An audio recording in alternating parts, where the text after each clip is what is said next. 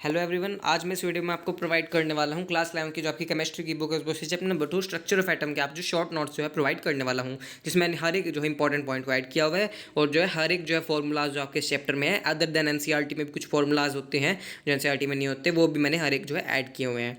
ये नीट के लेवल के हैं जो बहुत ज़्यादा इंपॉर्टेंट है ये, तो एज इट इज़ आपको इनको यूज़ कर सकते हैं। तो चलिए देखते हैं। सबसे जो है इनको मैं आपको बता देता हूँ क्या क्या है। मैंने सबसे पहले कुछ इंपॉर्टेंट पॉइंट्स ऐड किए हुए हैं, कैथोड रेज एनोड रेज में क्या क्या होता है क्या नहीं, जो कौन डिपेंडेंट होता है नेचर ऑफ गैस, कौन इंडिपेंडेंट होता है, क्या क्या जो है ग्लो हमें दिखाई देता है जब उसमें पेनिट्रेट करता है। तो उसके बाद ये फ्लो दिखाया हुआ मैंने, cathode to anode, negative to positive, positive negative electron proton में ये होगा।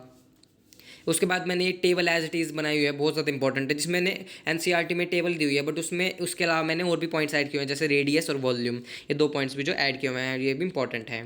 तो उसके बाद मैंने E/M जो है रेशो लिया हुआ है। फिर उसके बाद मैंने आइसोटोप्स, आइसोबार्स, इसके अलावा भी जो है होते हैं जो एनसीईआरटी में नहीं है बट मैंने ऐड किए हुए हैं जो कि इंपॉर्टेंट है। आइसो इलेक्ट्रॉनिक, आइसोडाइफर्स, आइसोटोन्स, आइसोस्टर्स, इनमें A-2Z सेम होगा, A-Z सेम होगा। आइसोडाइफर्स, आइसोस्टोन में आई होप आपको समझ आ रहा होगा। जेड एटॉमिक नंबर, ए एटॉमिक मास है इसमें।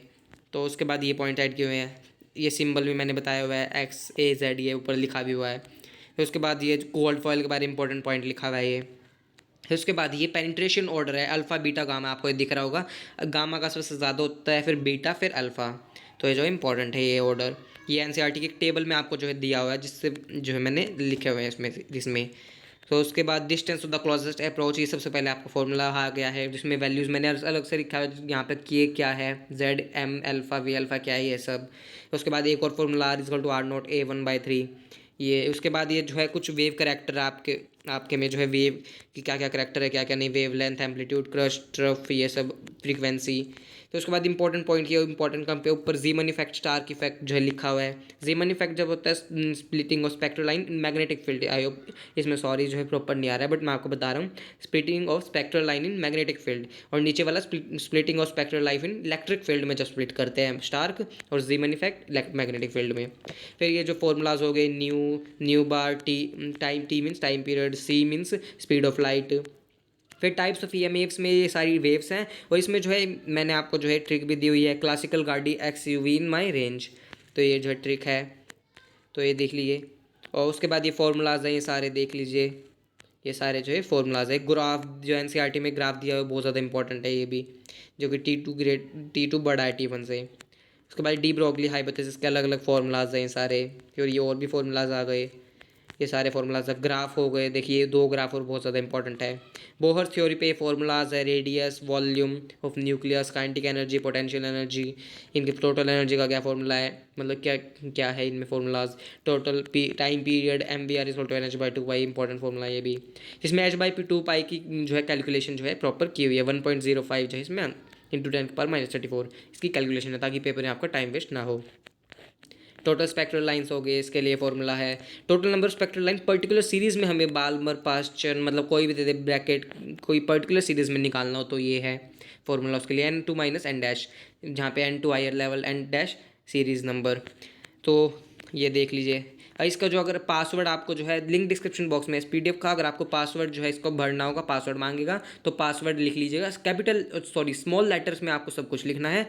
ABCD 1 2 3 4 आपको सब कुछ स्मॉल लेटर में लिखना है। ABCD small letters 1 2 3 4 small letter में लिखना है सब कुछ। ABCD 1 2 3 4।